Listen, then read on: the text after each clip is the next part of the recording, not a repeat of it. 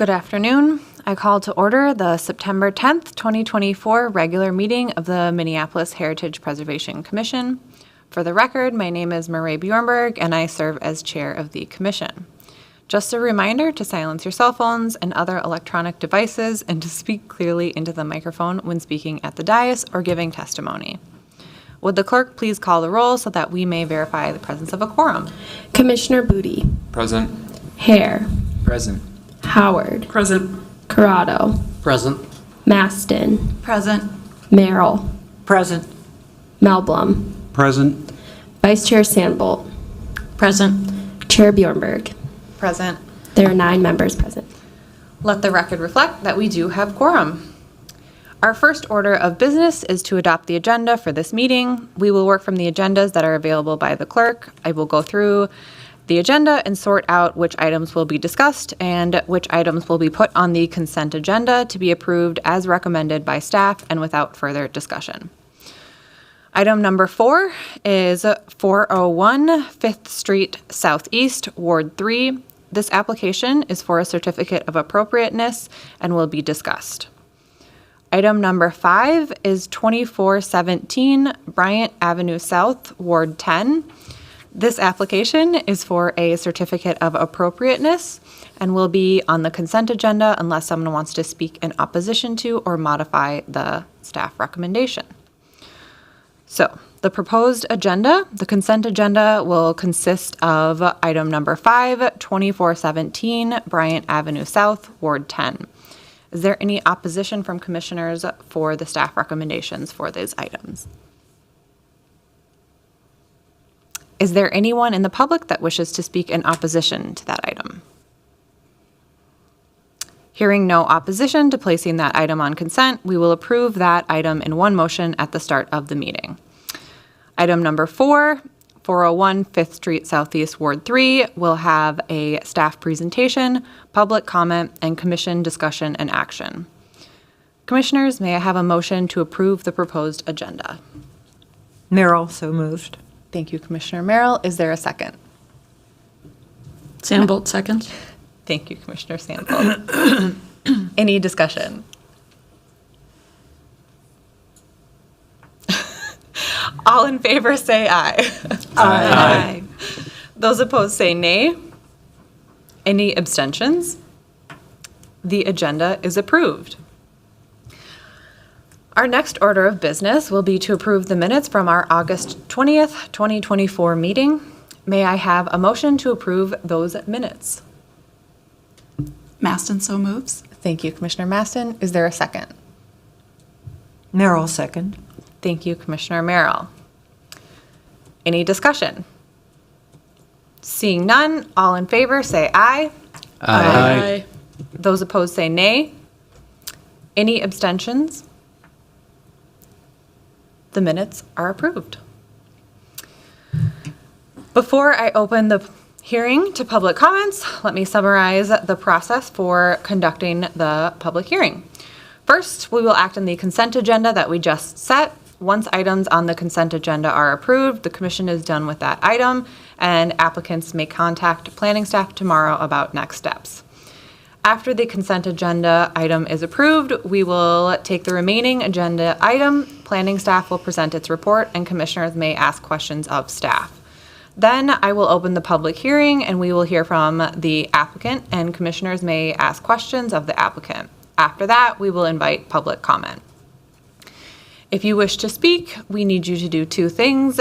Please be sure to sign up on the sheet over by the clerk. If you haven't done this already, you can do so afterwards.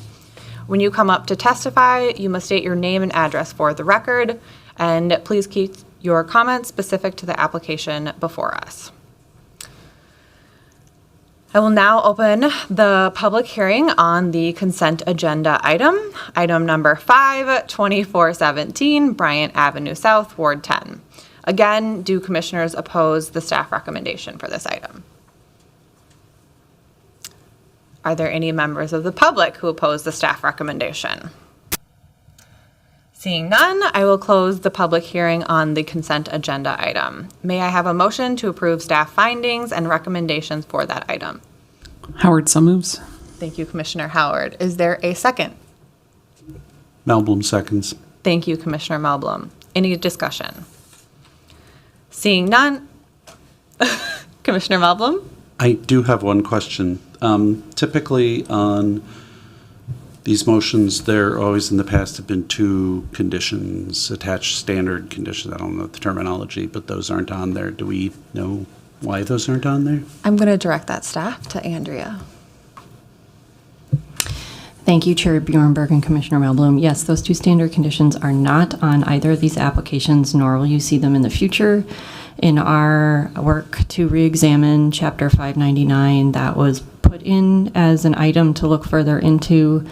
And as we have been looking further into, it was discovered that there is nowhere saying that those need to be added further, contrary to previous beliefs, guidance.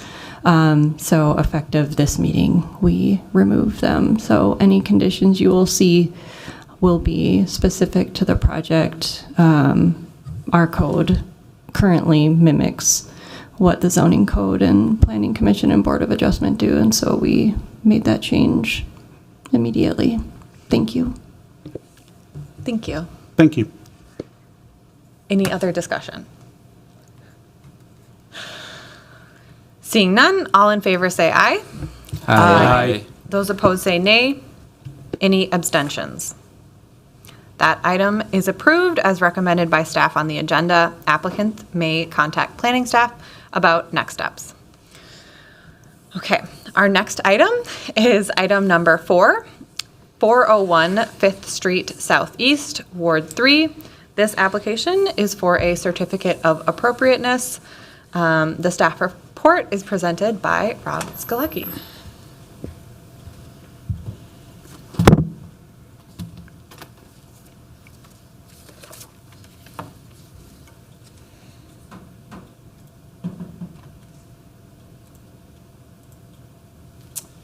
Thank you, Chair Bjornberg, and good afternoon, Commissioners. My name is Rob Skalecki, Senior City Planner in the Historic Preservation section of Planning. Today I'm presenting a Certificate of Appropriateness application for 401 5th Street Southeast, located in the 5th Street Southeast Historic District.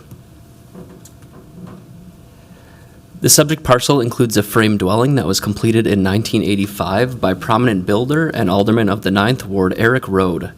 Rode built the subject property and the neighboring dwelling, 403 5th Street Southeast, at the same time for A.P. Anderson, who is the owner. Both of these properties retain common design features that were hallmarks of the many Queen Anne frame dwellings completed by Rode in the late 19th and early 20th centuries. Many original wood details still exist at the subject property, and notably those include windows, decoration, and the original wood siding. In 2022, the current property owners did receive HPC approval to remove the dwelling's non-historic siding, which at the time was metal, assess the condition of the wood siding underneath, and complete repairs, and that was done through a certificate of appropriateness. So this project has been completed and is shown in the photos that you received as part of this application. So there was select replacement and repainting and overall rehabilitation of the historic wood siding at that time. The property owners expressed that they are now proposing kind of a reuse space of that third floor, the attic space at the interior, and part of that, as they evaluated, would require addressing the condition of the windows. So that is what you're seeing in this application submission. The applicants are proposing to remove 6 historic double-hung sash windows and their deteriorated frames at this attic third level. You can see them marked here, different locations labeled, basically 1, 2, 3, 4 at all 4 sides of the dwelling at the attic space. 4 of the 6 windows are paired, so one pair is located at the front, which is the south elevation, which is numbered 1 right there, A1. And that's in the front gable. And the other one of those paired double hung systems is at the north, which is the rear elevation on a hipped roof dormer at that side. The remaining 2 windows out of the 6 are located on side elevations. So we have the west, which is a street-facing primary elevation, and the east, which is a non-street facing and non-primary elevation. All proposed replacements at the property will be in-kind wood sash. The paired double hung systems, the sash windows will have their wood mullions removed and replaced, which they do separate the windows in those locations, but the applicants have submitted photo evidence to show pretty severe deterioration in those locations. The applicants also noted that the remaining historic decorative windows, of which there are double hung paired arch windows that flank the double hung on one of the side elevations, as well as a few other windows, one on the side that's decorative, and then one on the front elevation, are planned to be repaired eventually at some time. The Department of Community Planning and Economic Development has analyzed the application to replace 6 double-hung sash attic-level windows at the property located at 401 5th Street Southeast in the 5th Street Southeast Historic District based on the following findings, and I will focus on the findings for evaluation under the district's design guidelines and the Secretary of the Interior standards out of the 5 for Certificate of Appropriateness. Staff believes that the alteration is consistent with the applicable design guidelines adopted by the Commission. The proposed window treatment for the window replacements is consistent with the design guidelines and their consideration under number 6, letter F, windows. So the photos submitted by the applicants show that the windows have been deteriorated to a significant degree where replacement can be considered. Windows do show rotting wood, cracking, and wear due to moisture infiltration that has led to gaps in area of the wood. So you'll see these as I kind of page through here for each of the windows to show you the photos and the proposed replacement plans. Also, the applicants are replacing the wood double-hung sash windows with windows that are crafted to match the appearance and materials of the current double-hung sash windows. Only deteriorated beyond repair. Wood features will be replaced as well. That's something that staff mentioned and the applicant noted is that they are looking to repair the remaining decorative windows at this level. As for the Secretary of the Interior standards, staff believe the alteration is consistent with the applicable recommendations contained in the Secretary of the Interior standards for the treatment of historic properties, in this case the rehabilitation standards. Meeting Standard 2 and Standard 6, the applicants have indicated that those historic decorative windows at the attic level will be retained, notably those ones on the west elevation that are arched that flank the double-hung window in this location. Staff find that the other proposed alterations meet the standards. The proposed project will remove those historic double-hung windows at all elevations of the attic level, but the applicant has shown that they are deteriorated beyond repair, that replacement can be considered. So this meets Standard 6. The applicants also did submit photos like the ones we're looking at here that show that deterioration. And as staff mentioned, they do seem to be deteriorated to a point that replacement can be considered. And the applicants have been very cautious and forward to look to some sort of replacement that does match what is there currently to the best of their ability, and they have come forward with a scope of work with double hungs that match the operation, they match the materials, and they match the profile, what is there and exists at the property. With that, I will be able to flip through a few more photos here, but the Department of Community Planning and Economic Development recommends that the Heritage Preservation Commission adopt staff findings for the application by Michael Fuller and Paul Sterling on behalf of Lars Johnson for the property located at 401 5th Street Southeast in the 5th Street Southeast Historic District. And the recommended motion is that the Heritage Preservation Commission approves the Certificate of Appropriateness to replace 6 double-hung sash attic-level windows at the property located at 401 5th Street Southeast in the 5th Street Southeast Historic District, subject to the following condition, and there's only one, and that is that the proposed scope of work to repair the other attic windows shall be finalized and submitted to staff for review and approval. And with that, I can just page through the photos here showing the plans and the deterioration in the photos. But other than that, I'm open to any questions that commissioners may have. I'm not certain if the applicants or property owners are here at the moment. Thank you. Thank you for that report. Commissioners, are there questions for staff? Commissioner Sambolt. Yeah, I have just one question. So the recommended condition would that scope of work then be reviewed administratively directly by staff as part of this application, or are we requesting that that work is a separate application that would then come before us again? Yeah, thank you, Chair Bjornberg, Commissioner Sambolt. That whenever staff is conditioning something like this that revolves around, showing a scope of repair, that falls under the approval for this application. So that is valid for, the 2 years that this application approval is valid. And that would just be an administrative task for the applicants, the property owners, to just kind of finalize what that means and then submit it for us more so we have it on record, and just to double check that, the work that is proposed is going to go forward and take place as we envision it. So, Thank you. Any other questions for staff? I have a question. Is the intent to do those other decorative windows at the same time as these windows, or just like in the future, they know that they would like to do those windows as well? Chair Bjornberg, that's a good question.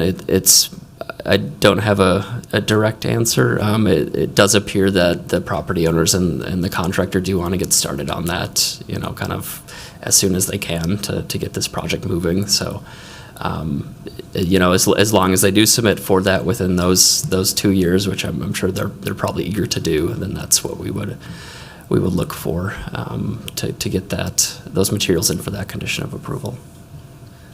So they can't start replacing the other windows until they have this condition fulfilled?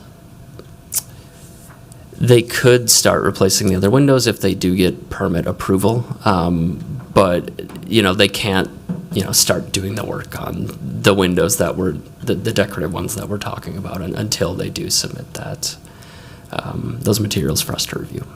Thank you.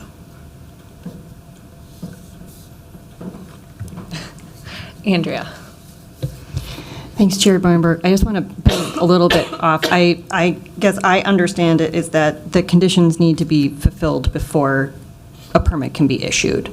So in this case, they would need to submit the scope of work for what repair is going to be completed on any other windows that is included as part of this prior to, for our review and approval to be included as part of this project, because that wasn't submitted, and so we didn't feel comfortable issuing any approval for something that we didn't know what was going on. So that's why we added this, is that we are are aware that there's other work being done. Now, if the applicant's here, I think it's a very good question to ask, but that conditions have to be fulfilled before the permit can be issued. Thanks. Thank you. Any other questions for staff? All right, I will now open the public hearing for this item. Is the applicant here, and would they like to speak?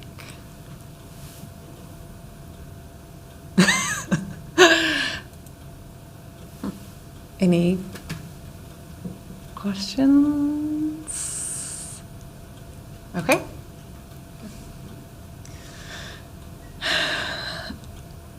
Are there any members of the public that wish to speak for or against this application? Yeah, I would. Please step forward and state your name and address.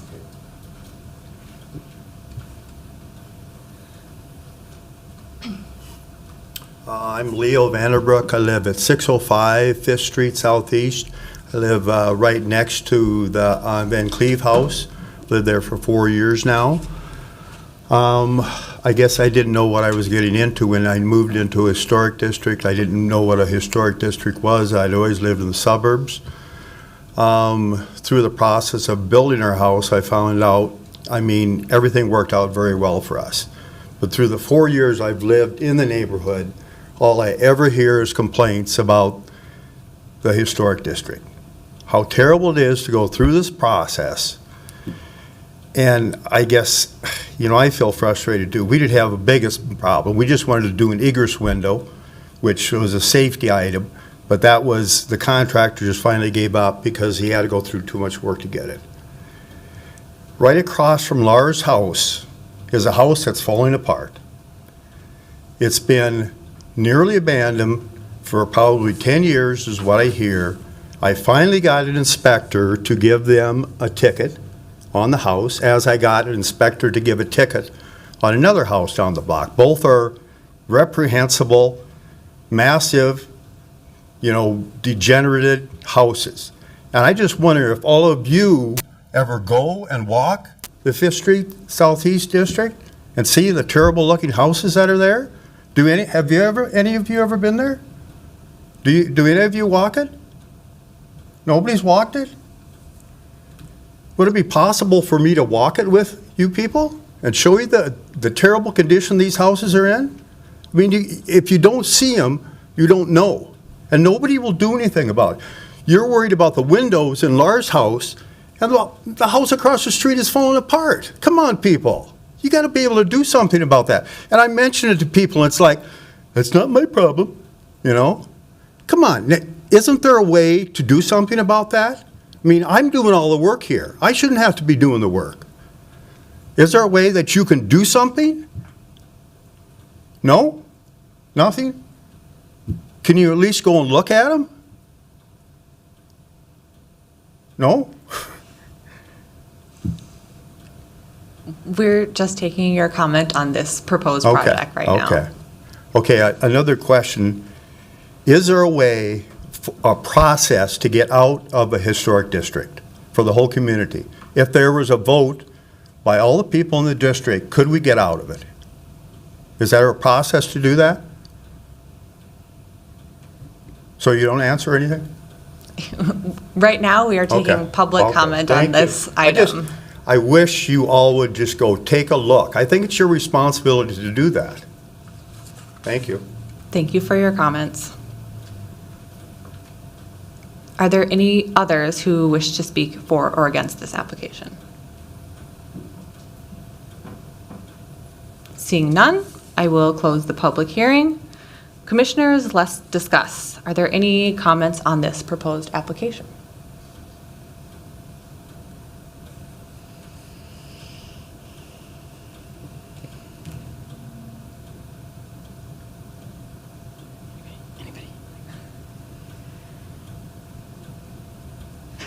Commissioner Howard.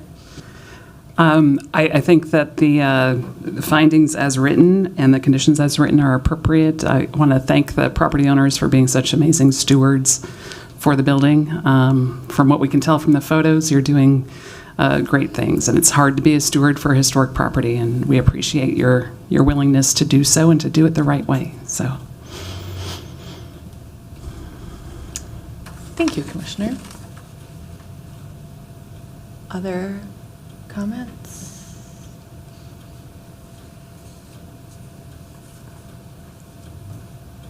Commissioner Sambolt? I'm going to go ahead and make a motion that we approve the certificate of appropriateness with the condition as listed in our agenda. Thank you. Is there a second? Howard seconds. Thank you, Commissioner Howard. Any further discussion? Seeing none, would the clerk call the roll? Commissioner Booty. Aye. Hare. Aye. Howard. Aye. Corrado. Aye. Maston. Aye. Melblum. Aye. Merrill. Aye. Vice Chair Sandbolt. Aye. Chair Bjornberg. Aye. There are 9 ayes. Thank you. That motion passes. That concludes our public hearing items. Do staff have any announcements? Thank you, Chair Bjornberg. Yes, we do. Andrea Burke, Supervisor for the Historic Preservation Team in CPED. I have wanted to make an update that we had the second meeting for the African American Heritage Work Group back at the end of August, and the next meeting will be in October.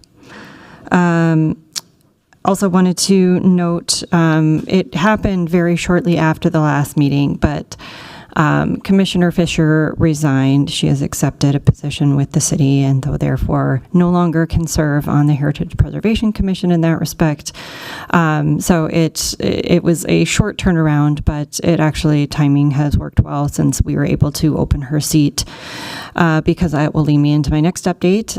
We have started the fall recruitment cycle, which started on September 1st and ends on / closes on September 30th. There are no extensions. I have already gotten a couple messages and recommendations from people that I've reached out, some as recently as today, so forgive my delay, but have also reached out to some others. But I encourage each of you, if you know anybody who's interested in sitting on the Heritage Preservation Commission you think would be a good candidate, please encourage them to apply. You're also welcome to give them my contact information. I'm happy to talk with them further about what it entails. So that is open.